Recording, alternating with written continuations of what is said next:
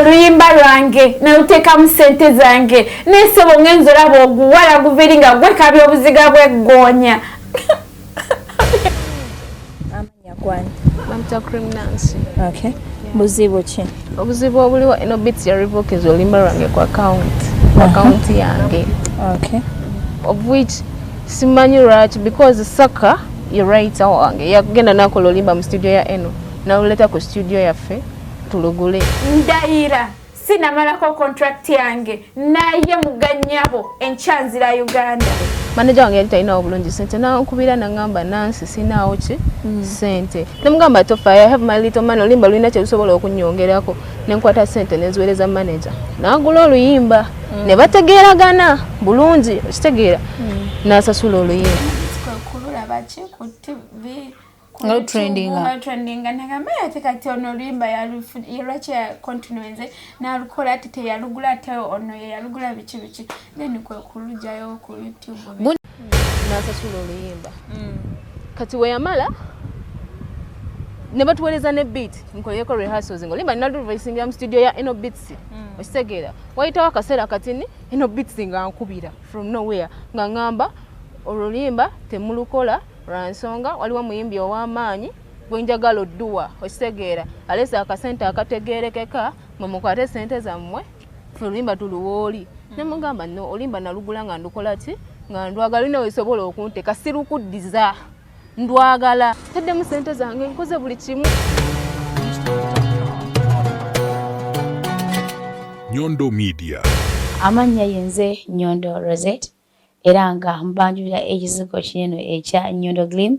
Ekizigo kino kikuyambako okubanga ate okiralinga face yo embalabe wena black spots oba binnamakula kikuyamba kati okubanga okiryalinga skin yo nebeeranga erabika bulungi nnyo tekyeruusa wabula kikuleka kunomo skin yo gwena yali kyetaaze osobola okuyita ku namba y'essimu 0524680778 waneno mu UAE ate gwe ali e Uganda tulina branch erinnya nama osobola okuyita ku namba y'essimu 0775150811 era osobola okutugobererako ku mikutu gyaffe egy'enjawulo gabanga YouTube, Facebook, Twitter, Instagram ewamu ne TikTok. Nyondo Media, Nyondo Rozet, Nyondo Glim. Nyondo Media tuli wamu naawe era nga twasalawo okubanga tuweereza bannayuganda n'okubanga tuwa abo abeetaaga eddoboozi okubanga bayisaawo information oba message yaabwe kasiteeba nga ntuufu obanga y'amazima. Sa olunaku olwaleero ku makya mbadde ndi awo nga nfuna akasimu okuva ku mwana muwala ono naye nga kansooke mbabuuzeko mwenna abatulaba mujeebaleko gyonna amannya nga bulijjo yenze Nyondo Rozet era nga omukutu ogwa Nyondo Media nga nsinzira ku YouTube, Facebook, Twitter, Instagram ewamu ne TikTok ne threads gye tuli ne tubeera nga ate tubaweereza ggwanga lyonna. Mwana muwala ono ali mu studio zaffe ez'olwaleero agenda kutubuuzaako atweyanjulire nate era tutandikire ddala awo tusanyuse okulaba. Ng'oli munyiivu otiisa? Ndi munyiivu kubanga nsonga za bayimbi babye oluyimba lwange. Babye oluyimba lwo. Okay, amanya? Bampita Ritana. Abamu bampita Trend Girl. Yego Ritana? Abamu bakuta Trend Girl. Lwaki bakuta Trend Girl abamu? Anti nze Ritana Trend Girl. Yegwe Ritana Trend Girl. Nga erinnya erikola ssente. Agamaama agaatata ge galiwa? Rita. Eri ekika? Mbabazi. Yegwe Mbabazi Rita. Ritana. Oh, so gyeriva. Okay. Dubai muno wangalidde mu bbanga ki? Najja 222. So tuli mu 224. Tugambe nti weza mu myaka egiwera 2 oba? Mbulayo emyezi nga 3 okweza emyaka 2. Obulayo emyezi nga gy'okweza myaka mbulayo emyezi 3 okweza emyaka 2. Oh. Kuba najja 2022 ng'eggwaako. Wankubidde akasimu ng'okaaba n'endowooza omanyi cases ziffe zitusinga okufuna nga Nyondo Media bansudde wabweru bakabange baganye okumpa ssente bansudde mu overstay ba agents banfeze abcd so onawulidde akasimu ng'okaaba nadde manyize cases ezimu ng'eza bulijjo ngenda okuwulira ng'ategwa ekyo kyalalamu okwo okaabira luyimba oluyimba luluma to that extent bw'omuntu yabye oluyimba lwange oluyimba luluma nnyo okusinzira sente z'oba otaddemu kati nze oluyimba lwange mba ninateekamu sente nyingi kuba nateekamu audio neteekamu video ate nalwo balumpandikira nalina oddugula buguzi so sente nyingi kitegeera seninyiza waluteekamu kuba oluyimba nalugula ku muwandiisi wange bamuyita Saka nali ndi awo Saka nagamba Rutana nina ennyimba ze ninawulirizaamu zaali ennyimba 2 nansindika ennyimba 2 nempulizaamu nemugamba kati njagadde luneno lwengenda okola ki okusasula nenkwata nemusindikira ssente z'okuwandika oluyimba nangamba oluyimba yalukoledemu wa Enobits nensasula sente za audio wa Enobits ne bakola demo ne baginsindikira nenkola rehearsal kati nendu wanamala olukwata nengenda mu studio yeno ne voicinga kati wanamala voicinga naina okusindika wa amalobo wa Enobits ganda masteringa mixinga mastering kati wayamala nansindikira bit oluyimba nga luwede nenkola ki nintandika okukola ki video waneno kati wanamala okukola video nembagamba mumanyi kati ekiriwo abo ba Enobits nembagamba ngenda kujja ndireleasing nga ndi Uganda nzijja era zibadde plan zange naye kati since ndabona omuwala alututeye kabe buziga bwegonya then ngenda kukola ki kuddayo omuwala yani so nalabye ka video yako wozita on BBS ngenda bango omuwala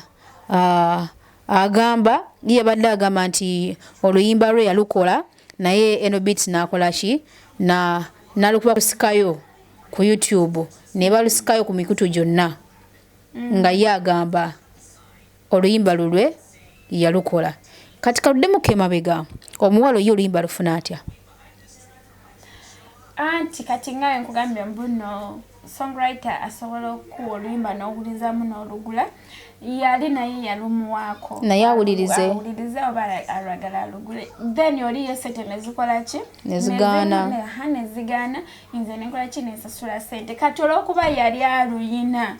nakola ki nakosa opportunity eyo yena aluproducinga ye guno wegeddeko naye writer yagambye kati awo then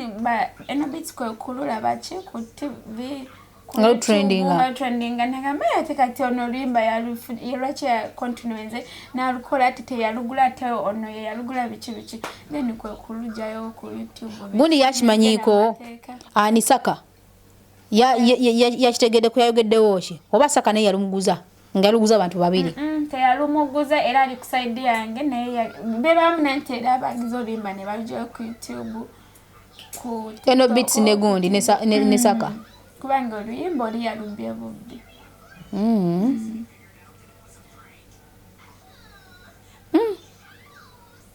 kati olina plan ki ng'omuntu anti nze plan gyenina kuddayo ku ground nemufacinga facinzi netubitulamu so you're the reason as to why oluyimba balugyeyo ku mikutu gyonna kubanga oluyimba lulwo nga yagenze maaso n'okukikola ye Enobits ewamu ne Saka kuba bo bakimanyi nti oluyimba luki kati wabagamba lulwe lwaki baba balugyayo ku YouTube ng'ate lulwe nga teyaluba kati yaani yaluproducinga anti kati yagenda wa producer mera oba kitamanyikiddwa oyo producer ngera ebintu byobubbi etasobola alukolera wa Enobits kati oba yagenda producer kisimumanyi wabula sijja so yagenda walala naluproducer kubanga yali amaze okulufuna oluflowinga n'ebigambo ye nakola kina nakosobola okujjukujju nga talugusasusudde ate ng'oli yasasuddemu ate nga gwololidde wakola ki wamusasula nalusasula dda naluyimba nadda era nzira mu bufunze oli muyimbi lwe luyimba olusooka oba wali oyimbyeko before nina video 3 audio 5 olwo lubadde lwa mukaaga nyimba nga ki tuwe ku title zaalwo tujja kunoonyaako ogenda ku YouTube noteekamu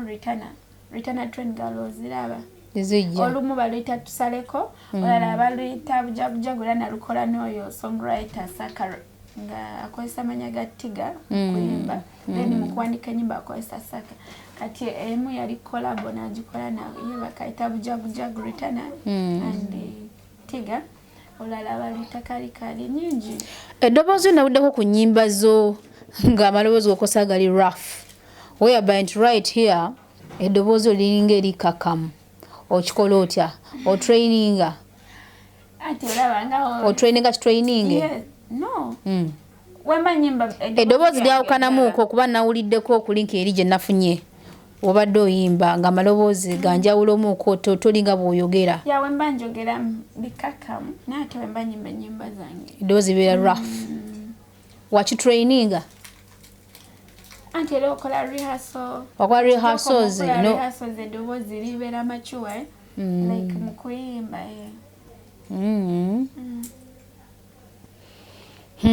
byebiri ku ground yani kazi omuwala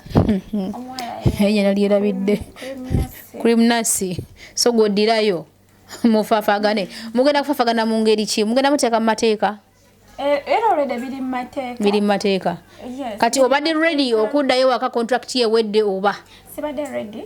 badde nategeka kuddayo mu February nga wenkugambye naye kuraki era ngenda agenda wadubayo okola mulimu ki oli barista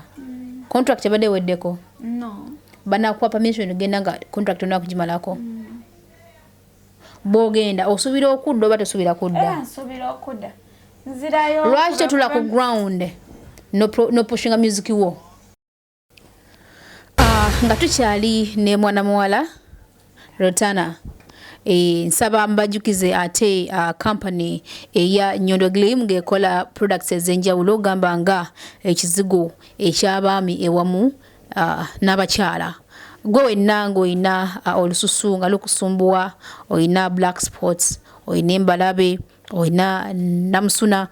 any skin disease ngekwesibyeko akanyaga nga ffe aba Nyondo Glim twasalawo kubanga ate tuyoyota olususu olwo nobeera nga ate olabika bulungi nnyo ng'obalansinga okuva wansi mpaka waggulu kaviri akasembayo ate nga nsaba mbajjukize nti aba Nyondo Glim tetwerusa wabula tukomokola ka lightening gwe wenna agadde okubanga skin yo elighteninga muuko era ne tukolera ekizigo ekyanakyo nobeera nga olabika bulungi nnyo ojjemu byonna ebikusumbuwa mu lususu naye ate nosigala ng'osigalira ku kala yo nga gy'olina oba ey'obuzaalirwanwa era nga enamba y'essimu okutuuka ku ffe abawangala wano mu UAE tuyina enamba y'essimu etandika ne plus 971 52 468 0778 mpozi naawe ali e Uganda oba ayagala okufuna deliveries nga ziva Uganda osobola okuyita ku plus 256 56 08 11 nawe wenna obanga oli munsi yawa tusobola okukozesa DHL ne tubeera nga ate products neno zikutuukako bulungi nnyo era nga tuyina ne products endala zonna ez'enjawulo gamba nga ez'abakyala mu kisenge kwezza bujja kusala mbuto nange ndi wa kusala anytime ekyantukako mukimanyi so oyagala kubanga ate okola akaviiri oba oyagala kawiigi gwotagala kuba na budde oba tolina budde bumala kusiba nviiri tusiba buli kika kya nviiri tukola buli kaviiri konna kweyagala okukola tubeera ne ziwiigi ez'enjawulo nate era tukola ne ka makeup ak'abagole ne ka makeup akalinakyo abaami abayina abatalina maanyi ga kisajja eddagala twalireeta mwana wattu nobeera nga ate osaza busaza mpozi naabo abaagala penis enlargement naye waali bulungi nnyo products z'ekikyala za mu kisenge zonna weziri n'emmere ye Uganda yonna tubeera nayo n'ebintu ebirala bingi nnyo just ita ku namba z'essimu ezo obeere nga ate ofuna services zaffe tukola deliveries wonna wano na wali. Okay, Tana. Anyway, lwaki to concentrating e Uganda nokola music wo ng'oli ku ground anti kati Nyondo nga omanyi Uganda yetaaga ina sente sente ya Uganda ogimanyi ate nekya music industry yetaaga ina sente amaaso maradde no so tugulirawo kontu agubabyeko oluyimba kati nga omanyi embeera ya Uganda sente ya Uganda ate toyina manager Sina manager ate muziki etago ina sente chobola wakuteekamu nnyo wakuteekamu nnyo achobola njagala nensoka mala contract yange nenfuna sente ezo ne ndyoka nzirayo ne ntandika ekya music. Kati wotuuka eri osuubira okudda ye ekikulu nnyo ekisinga okutwala muwala kumujjako oluyimba kumukuba mu mbuga z'amateeka sagala lumujjako olw'ensonga yalupushinze everywhere kati balutegedde so nze kyenjagala baluyita batya oluyimba lwange baluyita saagala kati njagala akole kye compensating yapushinga oluyimba lwe kubajjukira twabitadde mu mateeka balooya biki sente bwana alemererwa okusasula sente ziringa mmeka kubanga bwetuniramu ali writer sente za writer then producer wa audio then oba ne producer wa wano wa video sede ziringa mmeka sente ezo si ntono kuba nyingi ziwera kuba kuliko video kuliko audio songwriter nyingi omwala olowooza ali in position oba ali capable ebyo si byenjagala omumanya nze nzeetaaga kuba saamugambya bba oluyimba lwange kitali kito lwaki oba okitwala kitegeera anyway byebyo kansuubire mpozi akatalekeka kansuubire nti message yo ogiwaddeyo bulungi nga bw'olina okutambula sodda Uganda kufafaagana eno bitsi tiga mwena nzija tiga yaliwa tiga eno bits ye producer saka lilia songwriter but nze namanyira lya tiga ate nawe gwe tiga mu connectinga nze return yeye tiga lyakozesa okuyimba cause naye I had before you said your return tiga is it no trendy girl oh I'd forgotten okay so ndowooza byebyo bakulindirire nabo bali aware nti oddayo bakimanyi nabakusapoti nze oddeyo olwanirira ekikyo sente zona okuteekamu ez'ennyonyi to and from tezigenda kukostinga kampani egenda okugula gugenda okweteekamu olabika olina olina lawyer muyina so aberinde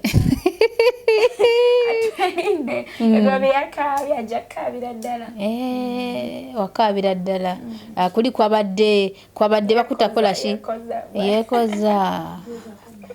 anti lakoza kumunya oba okaabye yayozeza kumunya agenda kuddamu ayoleza eddala etukule anyway akatalekeka nerabidde okubajjukiza nti muganda wange tulina porridge ekola boom tulina porridge ekola mubiri gwonna nobeera nga olabika bulungi nobeera nga olabika bulungi nnyo nofuna omubiri kuva wansi paka waggulu ye tekuliko muno ekola kibina ekola yebute so ogejja wenna okuva wansi paka waggulu oba lubuto ne lujja entumbwe nejja kisambi ne kijja hips ne zijja akoya ne kajja emikono ne gijja so tweyanzeege mwebale kutwagala katusabire mwana muwala Ritana abeere nga ate tumwagalize safe flight atuke bulungi e Uganda amalirize ensonga ze era akomewo bulungi atakumira mpeera abatukumire Nyondo Media niyanze service zo kunchaza waneno nentukirize eddoboozi lyange ate nekyala nkwebaza nti nno bambi wena okubida akasimu nenjukira mbadde nga nkufollowinga kati mbadde nkutya nokutangamba bakati ntandike ntya naye wena kugambyeko muno njagala kujja waneno nenkubuuza kyekyetaagisa nade nsuubira obagenda kuŋŋamba jangu ne sente weziti bikingera abalayi babikola naye bambi waŋŋamba ekimu mbuno just gwefuna akadde ojjewo nabeera free ojja kuŋŋamba then nenzija bambi webala ate okuva ina tusaane n'omumpisiza bulungi thank you so much nene sente era nzaagala bwogamba nti sente zizino nkola ki nenga anyway okay nawe balemunene kusiima kasoyisizawo eddoboozi lyo yensonga lwaki otekawo platforms zino eno bantu bannaffe kubanga bayisaako amaloboozi gaabwe ne gatuuka eyo gigalina okuba nga gakola ki we sign out